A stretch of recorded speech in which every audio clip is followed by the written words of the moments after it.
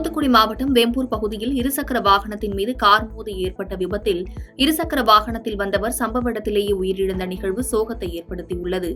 தூத்துக்குடி மாவட்டம் வேம்பூர் பகுதியைச் சேர்ந்தவர் குருசாமி. இவர் சாலை பணியாளராக பணியாற்றி வருகிறார். இவர் காலை தனது இருசக்கர வாகனத்திற்கு பெட்ரோல் நிரப்புவதற்காக பந்தல்குடியை நோக்கி தூத்துக்குடி மதுரை 4 வழி சாலையில் சென்றுள்ளார். அப்போது தூத்துக்குடி மாவட்டம் உடன்குடியில் இருந்து சென்னை நோக்கி வந்த காரில் இருவர் வேகமாக வந்துள்ளனர். அந்த நேரத்தில் இருசக்கர வாகனத்தில் முன்னே சென்று கொண்டிருந்த குருசாமி திடீரென வாகனத்தை வலது பக்கம் திருப்ப முயற்சித்துள்ளார். இதனை சற்றும் எதிர்பாராத காரை ஓட்டி வந்தவர்கள் குருசாமி மீது மோதிவிடாமல் இருக்க வாகனத்தை நிறுத்த முயற்சித்துள்ளனர்.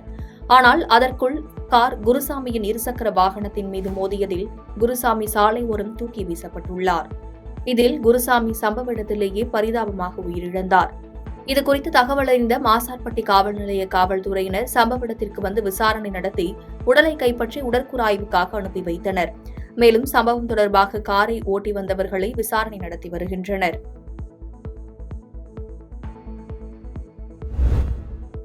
ராசிபுரத்தில் மனநலம் பாதிக்கப்பட்ட இருவருக்கிடையே ஏற்பட்ட மோதலில் ஒருவர் உயிரிழந்த நிகழ்வு அதிர்ச்சியை ஏற்படுத்தியுள்ளது. நாமக்கல் மாவட்டம் ராசிபுரம் அடுத்த காட்டுக்குட்டாய் பகுதியில் அமைந்துள்ள காப்பகத்தில் 70க்கும் மேற்பட்ட மனநலம் பாதிக்கப்பட்டோர் உள்ளனர். இந்த காப்பகத்தில் பல மாவட்டங்களில் இருந்தும் மனநலம் பாதிக்கப்பட்டவர்கள் தங்கியுள்ள நிலையில் தங்கராஜ் என்பவர் 6 ஆண்டுகளுக்கு முன்பு மனநலம் பாதிக்கப்பட்டு இந்த காப்பகத்தில் சேர்க்கப்பட்டுள்ளார்.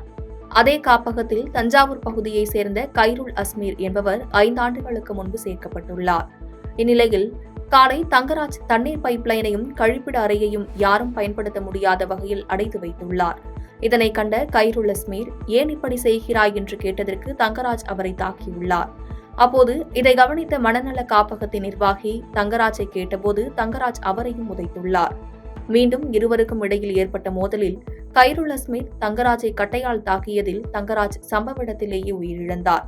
இதனையடுத்து மனநல காப்பகத்தின் நிர்வாகி காவல்துறையினருக்கு தகவல் தெரிவித்ததை அடுத்து சம்பவ இடத்திற்கு விரைந்த காவல்துறையினர் விசாரணை மேற்கொண்டனர்.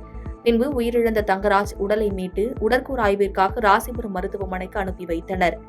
மனநலம் பாதிக்கப்பட்டவர்கள் ஒருவரை ஒருவர் தாக்கிக் கொண்டு உயிரிழந்த சம்பவம் அப்பகுதியில் பரபரப்பை ஏற்படுத்தியுள்ளது.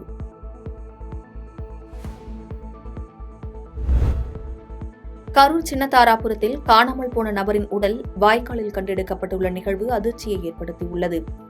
கரூர் மாவட்டம் சின்னதாராபுரம் அருகே ரெங்கபாளையம் பகுதியைச் சேர்ந்தவர் பொன்னுசாமி. இவருக்கு மதுப்பழக்கம் இருப்பதாக கூறப்படுகிறது. இந்நிலையில் வீட்டில் அடிக்கடி தகராறு ஏற்பட்டதாக கூறப்படும் நிலையில் கடந்த 2 நாட்களுக்கு முன்பு கணவர் பொன்னுசாமியை காணவில்லை என அவரது மனைவி ஜெயா சின்னதாராபுரம் காவல் நிலையத்தில் புகார் அளித்திருந்தார்.